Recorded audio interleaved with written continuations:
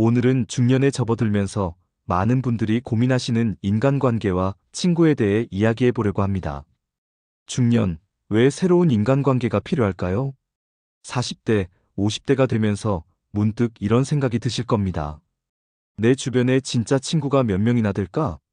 젊었을 때는 회사 동료들, 동네 지인들과 어울리는 것만으로도 충분했는데, 어느 순간부터는 그런 관계들이 공허하게 느껴지기 시작합니다. 이는 매우 자연스러운 현상입니다. 중년이 되면서 우리는 삶의 본질에 대해 더 깊이 생각하게 되고, 표면적인 관계보다는 진정성 있는 관계를 갈망하게 됩니다. 또한 자녀들이 독립하고 부부간의 대화도 줄어들면서 인생의 외로움을 더욱 절실히 느끼게 되죠. 여러분이 지금 이런 마음을 느끼고 계신다면 그것은 여러분이 더 성숙해졌다는 증거입니다. 혼자가 아니라는 것을 꼭 기억해 주세요. 젊었을 때의 인간관계는 복잡했습니다. 이해관계가 얽히고 감정이 상하고 오해가 생기기도 했죠. 하지만 중년의 인간관계는 달라야 합니다. 첫 번째 원칙은 가볍게 시작하는 것입니다. 부담스러운 약속이나 의무감으로 시작되는 관계는 오래가지 못합니다. 커피 한 잔, 산책 한 번, 이런 소소한 만남부터 시작해보세요. 두 번째 원칙은 깊게 나누는 것입니다. 표면적인 안부 인사가 아니라 서로의 진짜 마음을 나눌 수 있는 관계를 만들어가야 합니다. 요즘 어떻게 지내세요? 가 아니라 요즘 마음은 어떠세요? 라고 물어볼 수 있는 사이 말입니다. 중년이 되어서도 인간관계로 인해 상처받는 경우가 많습니다. 하지만 이제는 조금 다르게 접근해 볼 필요가 있습니다. 가장 중요한 것은 기대치 조절입니다. 모든 사람이 나와 같은 방식으로 생각하고 행동할 것이라고 기대하지 마세요. 사람마다 성장 환경도 다르고 가치관도 다릅니다. 이를 인정하고 받아들이는 것이 첫 번째 단계입니다. 두 번째는 경계선 설정입니다. 나의 시간과 에너지는 유한합니다. 모든 사람에게 모든 것을 해줄 수는 없어요. 내가 감당할 수 있는 선에서 도움을 주고 그 이상은 정중히 거절하는 용기를 가져야 합니다. 세 번째는 감정의 책임을 명확히 하는 것입니다. 상대방의 말과 행동으로 인해 내가 느끼는 감정은 온전히 나의 것입니다. 상대방이 나를 화나게 만든 것이 아니라 상대방의 행동을 해석하는 나의 방식이 나를 화나게 만든 것이죠. 어떤 분들은 이렇게 말씀하십니다. 이 나이에 뭘 더 배워요? 그냥 편하게 살고 싶어요. 하지만 인간관계는 우리가 끝까지 배워야 할 인생의 숙제입니다. 왜냐하면 관계를 통해서만 우리는 진정한 자신을 발견할 수 있기 때문입니다. 혼자 있을 때는 몰랐던 나의 모습들이 다른 사람과의 관계 속에서 드러납니다. 때로는 내가 생각했던 것보다 더 인내심이 있다는 것을 발견하기도 하고, 때로는 내가 생각보다 고집이 세다는 것을 깨닫기도 하죠. 또한 다른 사람의 삶을 통해 우리는 간접적으로 더 많은 경험을 할 수 있습니다.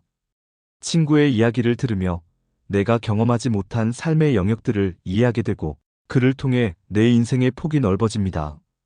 그리고 무엇보다 중요한 것은 좋은 인간관계는 우리의 정신, 건강과 신체 건강에 직접적인 영향을 미친다는 점입니다. 하버드 대학의 80년간 이어진 연구 결과에 따르면 인생의 행복을 결정하는 가장 중요한 요소는 바로 좋은 인간관계였습니다. 그렇다면 중년에는 어떤 친구들을 만나야 할까요? 구체적으로 살펴보겠습니다. 첫째, 같은 취미를 가진 활동 친구입니다. 독서 모임에서 만난 친구, 등산 동호회 멤버, 요리 클래스 동기들 말이죠. 이런 친구들과는 자연스럽게 대화가 시작됩니다. 이번 주에 읽은 책 어땠어요? 다음 주 산행 코스는 어디로 갈까요? 같은 공통 관심사가 있어서 만남이 부담스럽지 않습니다. 특히 새로운 취미를 시작하며 만나는 친구들은 함께 성장하는 기쁨을 느낄 수 있어서 더욱 특별합니다. 둘째, 완전히 다른 분야의 시야 확장 친구입니다. 예를 들어, 직장에서 오랫동안 사무직으로 일해왔다면 예술가나 자영업자, 교육자 같은 분들과의 만남이 큰 도움이 됩니다.